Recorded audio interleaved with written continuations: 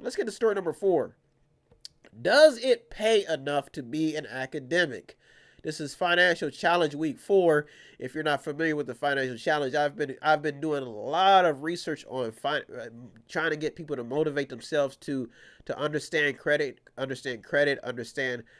payday lenders. Like myself, I've had to deal with a few of them. I've been going out, taking out credit, applying for loans to see what it's like and what you need. And what I found is how people get in poverty is the fact that they don't have good credit, or they just don't have a lot of income coming in to be able to account. Some people just get bad hands dealt to them. The financial system and capitalism is structured very, very it's like walking a tightrope. One false move could put you in a bad situation. So I remember telling you about how a lot of graduates are leaving the country to avoid student loan debt, but the story is getting even deeper. People from the outside looking in, like you have Angela Merkel from Germany. She's putting some 2 cents on the fire. She basically told Harvard grads to tear down the walls of ignorance and narrow-mindedness. But the graduates are saying we cannot do this without having with all this debt. We don't have enough financial room.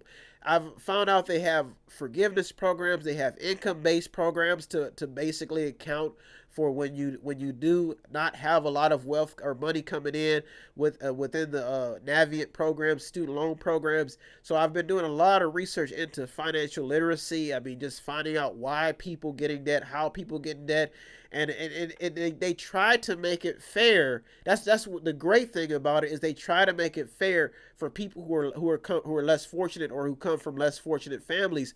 But the thing is that there's just, then you had, like I said, a few weeks ago, you had a story surfacing about how the wealthy have been getting their kids into top level colleges, basically been taking advantage of the system, and some people have gotten away with it, some people have died, and but it's becoming a well-known story. There was an article about what Americans want, like what the average American want. And this is what the article said, that most of them want a 401k, a great salary, health care, and help with student loans.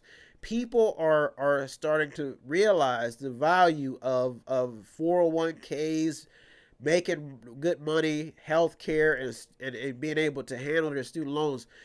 But the thing is that you're starting to see these stories surface, and the question at the end of the day is, does it pay to be an academic? So you'll probably see a lot of media reports kind of centering and homing in of what's actually happening in the academic field.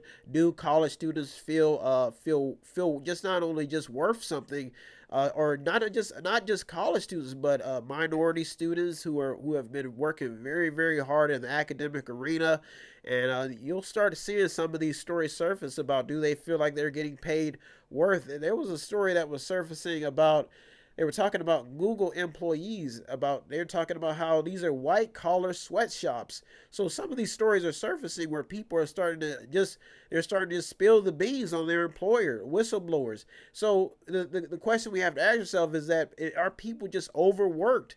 And, I mean, you can't say that the academic field is not all bad. You just had 8 kids who won the spelling bee, so it cannot be all bad. But I think when you talk about fairness, people want to, like I said, when they talk about what Americans want, they want money. They want to be able to feed their families, and they're making demands, which is the question is, is it lawful to be able to make demands? Then they're talking about how settlements, how some people are getting lump sums of money, and for like I think there was about $6.75 million settlement that was handed out to a family where an inmate, I think he died of dehydration.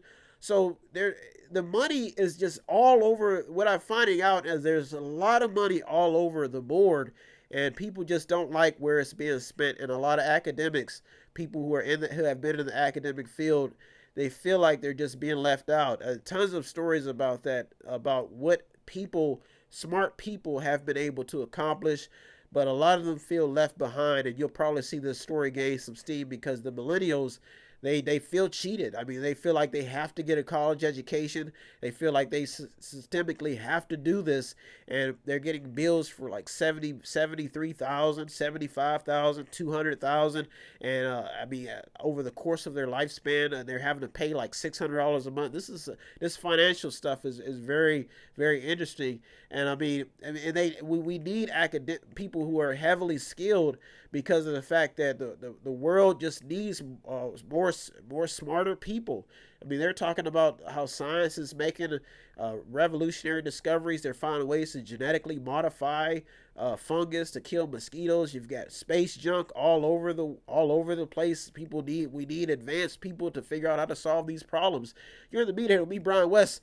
We're at story number 5. If you want to contribute any way, all you have to do is visit www.method8inc.com, method8inc.com, where you can buy something, click on something, watch something, or just read something, or just sponsor a program. It is my supreme duty every week to come here and give you the top 8 headlines and developing news stories so you can stay informed to know what's going on. If you need help, then dial your operator.